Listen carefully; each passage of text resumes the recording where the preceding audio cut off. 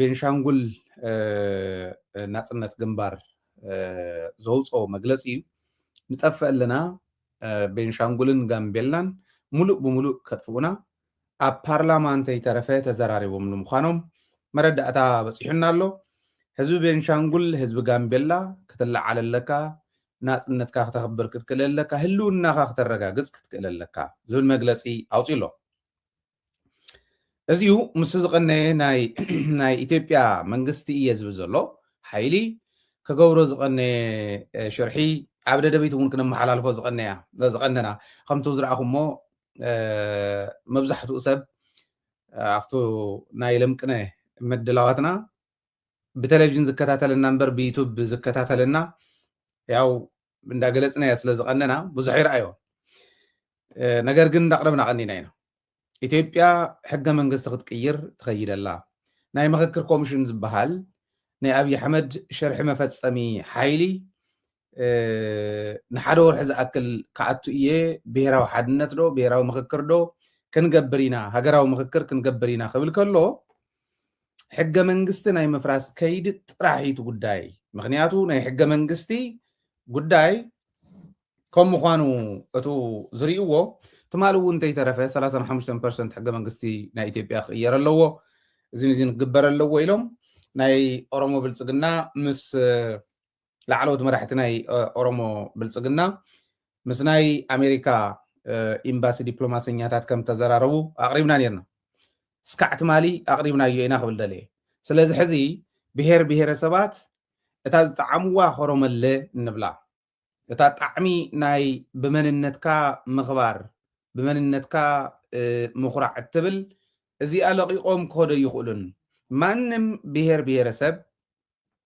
ኣብ ዝኾነ ይኹን ብሄር ውሽጢ ዘለዉ ብሄረሰባት ናጽነቶም ክሕደጉ እዮም ክበሃሉ ከለዉ ስኢሎም ዝቕበልዎ ይኮነ እንዳበልና ነርና ትናይት ማሉይ ተመሊስና ክንሪኦ ኢና ጽንሒልና እንታይ እዮም ኢሎም ዘለዉ ናይ ቤንሻንጉል ናጽነት ግንባር ዝብል ግን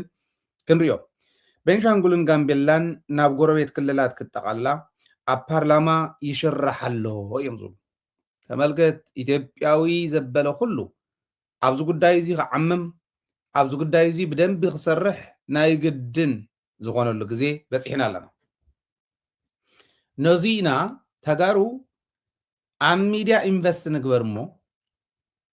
ኣብ ቴሌቪዥን ኢንቨስት ንግበር እሞ ማለት መብዛሕትኦም ማሕበራዊ ሚድያ ዝሪኦ ኣይኮነን ማለት ማሕበራዊ ሚድያ ዝጥቀምና ኢትዮጵያ 1% እውን ኣይኮነን ስለዚ ማሕበራዊ ሚድያ ስለተዛረብና ነቱ ኢሊት ነቱ ዝርድኦ ኢና ክንርድእ ክንምኩር እምበር ነቱ ዘይተረድኦ ስኢሉ ናብ ዓዘቕቲ ዝኣቱ ዘሎ ርዲእና ኢትዮጵያ ትበሃል ዓዲ ኣብ ልዕሊ ትግራይ ከይትሽርሕ ክንገብራ ይንኽእልን ስለዚ ዳስዋይ ደደቢት ዝበሃል ቴሌቪዥን መስሪትና ደደቢት ቴሌቪዥን ብትግርኛ ቋንቋ ንኤርትራን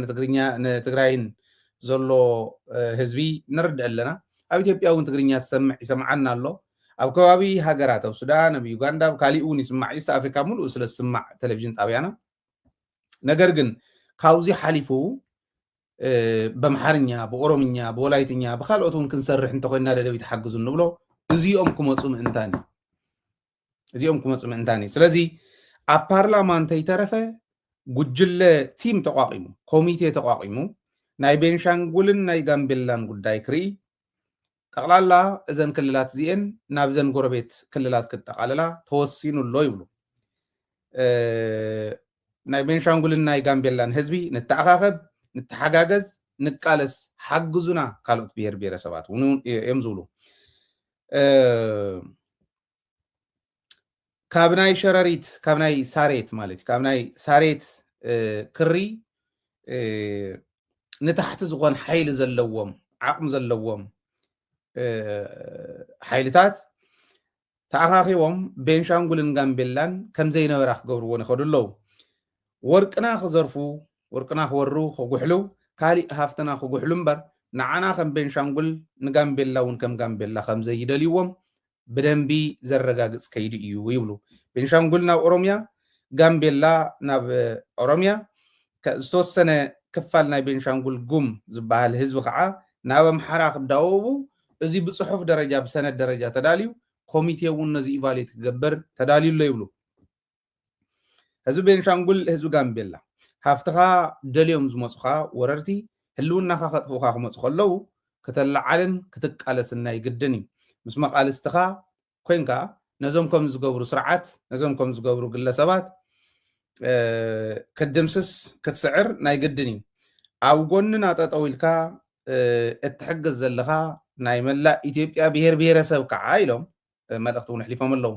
እስካዕ ሕዚ ዝገበርካዮ ኣድናቆትናን ምስጋናናን ልዑል እዩ ሕጂ እውን እንተኾነ ህልውና ቤንሻንጉልን ጋምቤላን ከተረጋግፅ ናይ ግድን ክትሕግዘና ተፅቢት ንገብር ኢና ዝብል ኣቕሚጦም ኣለዉ እዚዩ ናይ ቤንሻንጉል ሰራዊት ዘቕመጠ እዩ ኣብ ቤንሻንጉል ካብ ኩምሩክ ጀሚሩ ኣብ መንጎ ሱዳንን ኢትዮጵያን ዝነበረ ዝቐነየ ውግኣት አርኤስኤፍን ናይ ሱዳን ሰራዊትን ይገብርዎ ኣለዉ ኢላ ኢትዮጵያ እናሰርሓቶ ዝቐነየት ብፕሮፓጋንዳ ማሽናታ ኣብ መንጎ አርኤስኤፍን ናይ ሱዳን ሰራዊትን ኣይኮነን አርኤስኤፍን ናይ ኢትዮጵያ ሰራዊትን ብሓደ ኮይኑ ፀረ ናይ ሱዳን ሰራዊት እዩ ዝዋጋእ ቀኒዩ እሱ ጥራሕ ኣይኮነን ኣብ ኩምሩክ ዝነበረ ሰራዊት ኢትዮጵያን አርኤስኤፍን ተፀሪጉ ህድማ ናብ ኣሶሳ ክኾን ከሎ ደድሕሪኡ እናርከበ ዝቁጥቁጦ ዝነበረ ሰራዊት ሱዳን ከይሰግር ናይ ኩምሩክ ድልድል ብከቢድ ወቂዑ ከም ዘፍረሰ እውን እዚዩ ኣብ ናይ ፐብሊክ ኢንፍራስትራክቸር እዚዩ ስሩ እውን ማለት ብደንቢ ብሕጊ ዓለም ክሕተቱ ኣለዎም ዲፕሎማሲኦም ንክወድቕ ዲፕሎማሲኦም ፈተና ንክገጥሞ እንተኮይኑ ከምዚኦም ዝበሉ ባዕሎም ዝሰርሕዎም ክፍተታት ናይ ግድን ናብ ሕጊ ዓለም ክቐርቡ ክንገብር ክንክእል ኣለና እዩ እቲ ምኽርና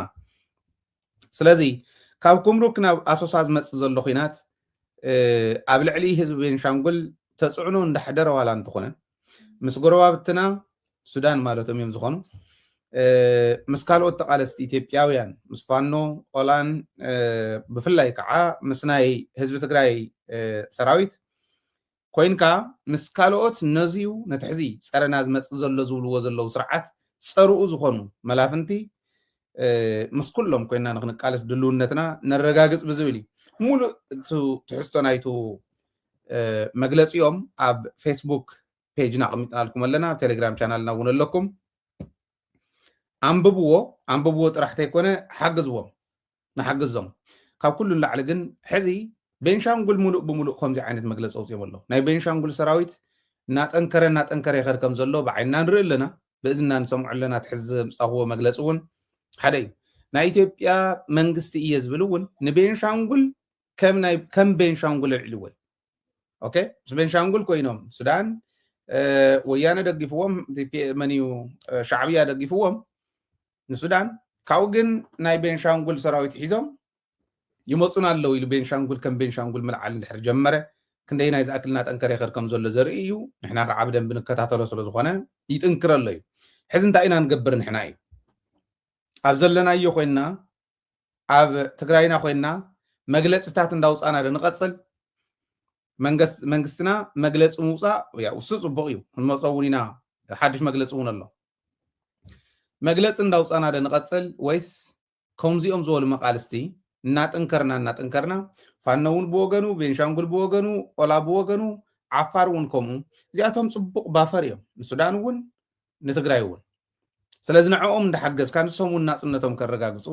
ኣብ ከባቢና ሰላም ክህሉ ንምግባር በዚዶ ንኺድ ንሓግዞም ዶ ኣብ ሚድያታትና እውን ቋንቋታት እናወሰኽና ኦኬ ብትግርኛ ኢና ንዛረቦ ዘለና ትግርኛ ይሰምዑ ድዮም ንሶም ይሰምዑን ያው ከም ትፈልጥዎ እዩ በምሓርኛ እዮም መግለፂኦም መውፅኦሞ ዘለዉ ስለዚ በምሓርኛ እንተነኣሰ ኣምሓርኛ እንተወሲኽና ኦሮምኛ እንተወሲኽና ካልኦት ዓበይቲ ቋንቋታት ንብሎም ዓፋርኛን ካሊእን ሶማሊኛ እዚኦም ተተወሲኾም መላእ ኢትዮጵያ ኢምፓክት እንዳሕደረ ዝኸድ ሚድያ ኢና ንገብሮ እዚዩ ንሃይለ ጥራሕ ዝተቐመጠ ሚድያ ኣይኮነን ናይ ትግራይ ሚድያ እዩ መላእ ህዝቢ ትግራይ ክሕግዞ እሞ ስትራቴጃይዝ ጌርና እውን ብደንቢ ክንቃለስ ዝግባአና እዩ ክብል ደልየ እቲ ካሊእ ኣብ ልዕሊ ትግራይ እንድዩቱ ዋና ፈተና ፀላእትና እውን ነቶም ብሄር ብሄረሰባት ከምዚ ገይሮም መግለፂ ዘውፁ ብዙሕ ከም ቁም ነገር ይቆፅርዎምን ናበርትዑ ክኸዱ ከለዉ ትግራይ ኣላ ብድሕሪኦም ኢሎም ካብ ምዝራብ ወፃኢ ንዕኦም ሽሞም ዋላ እንተልዓልዎም ከምቲ ዓንቲ ወይ ዝበልክዎ እዕርዮም ኣግዚፎም ዝርእዎም ኣይኮነን ንትግራይ እዩ ዋና ፈተና ንትግራይ እዩ ዝዳሎ ፀረ ትግራይ እዮም ዝቃለሱ